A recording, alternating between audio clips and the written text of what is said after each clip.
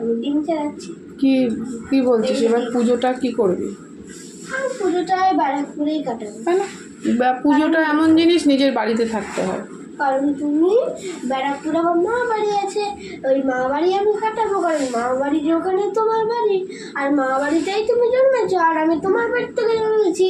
আমি তো তোমার রক্ত খেয়েই জন্মেছি। রক্ত খেয়ে কেউ জন্মায়? পেটে থাকলে জল খাও, তোমাদের যেমন জল জীবন, তোমাদের পেটে থাকতে রক্ত জীবন আমাদের।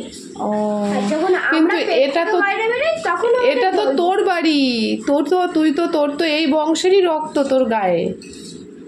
তাতে কি হয়েছে?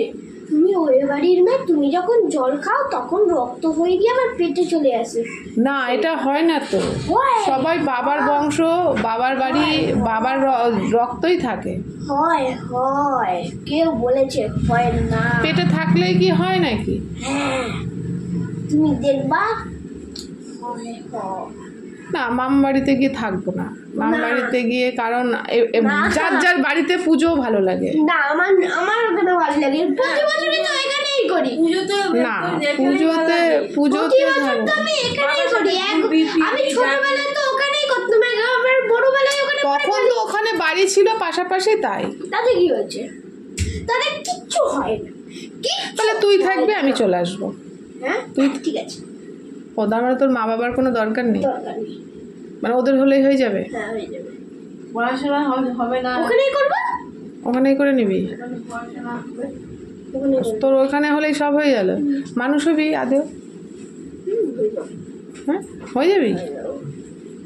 তো বন্ধুরা দেখো, কারা কারা এরকম পাগল আছো তোমরা বলো, ঠিক আছে?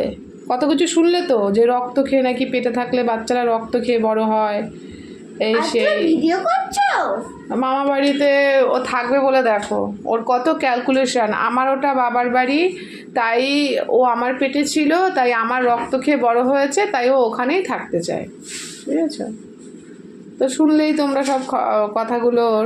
তো তোমরা কারা কারা ওর সাথে একমত আমাকে কমেন্ট করে জানিও, যে ওর সাথে কারা কারা একমত। ও ছোট, ও বললো কথাটা ছোট, ভালোবাসে বলে তাই বলেছে, ওদেরকে ভালোবাসে। কিন্তু দেখেছো, মা বাবার থেকেও বেশি ভালোবাসে। আমরা এখানে থাকবো, কোনো ভ্রুক্ষেপ নেই। তাহলে দেখো কীরকম ছেলে, কাকে আমি বড় করছি। দেখো, বড় হয়ে কি তোমাদের সামলাবো নাকি ওদেরই তো সামলাবো? কারণ ওরা তখন অনেক বুড়ো হয়ে যাবে। আমরা তোমাকে মানুষ করছি আর তুমি ওদেরকে সামলাবা? বাবা, সবাইকে সামলাবো, কিন্তু তোমরা তো তখন অতটাও বুড়ো হবে না, কিন্তু ওরা তো অনেক বুড়ো হয়ে যাবে, এরকম করার অবস্থা, তখন তো সামলাতে হবে না। ঠিক আছে, এবার খেয়ে নে, আমার কাজ আছে। তোর সাথে ফালতু বকে আমার লাভ নেই। তো বন্ধুরা চলো, টাটা, রেখে দিলাম। দেখো ডিম ছাড়াচ্ছে, এটা কাঁচা মুখে দেয় না। মা দেখেছো তো, এই কথার মাঝখানে কিন্তু একটু ডিম দিয়ে ওর ক্রিকেট পোস্ট করা হয়ে গেল করে। ঠিক আছে, চলো, বাই।